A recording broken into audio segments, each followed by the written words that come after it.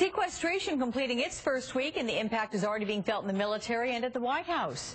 Joining me, Congressman Todd Rokita, a Republican from Indiana and a member of the House Budget Committee. And a welcome to you, Representative Rokita. I'm glad you're here.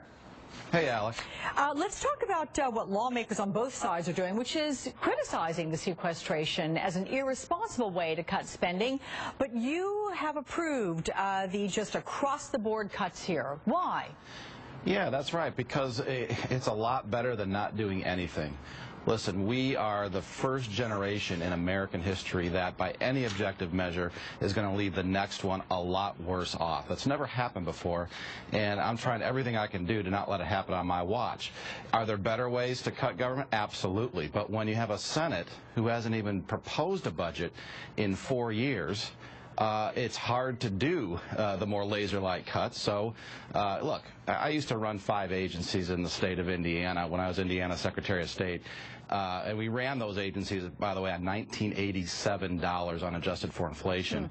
You can find 2 to 3% in any government agency, military or not.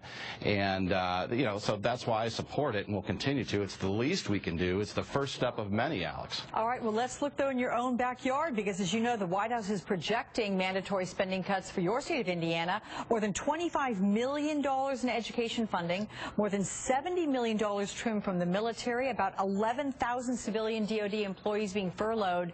So with this in mind, you still voted in favor of keeping these cuts locked in when the House passed its version? Yes. Absolutely, Alec. 11,000 is 11,000 over 800,000 civilian employees that are in the military alone. We need to start prioritizing. There is waste, fraud, and abuse in the military, outside the military, where, again, we're talking about 2 to 3%.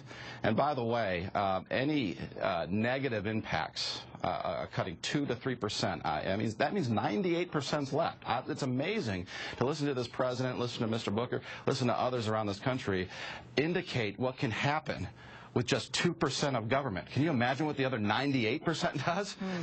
The fact of the matter is it's ridiculous. You can find 2 to 3% easily, and the only reason that meat might not get inspected, that air traffic controllers might leave tower cabs, that fires might not get fought, or whatever else the excuse is because this president wants it to happen. Okay. I believe he has the flexibility to make the cuts as he needs right now. And by the way, the House just gave him more flexibility last week if the Senate will pass that bill, Alex. So no one left to blame here, and I think that's perhaps why he's coming to see us next week. Can I just ask you real quick about the White House tours being cut? Secret Service says it's a couple $1 million they're going to save in the budget, but you're skeptical.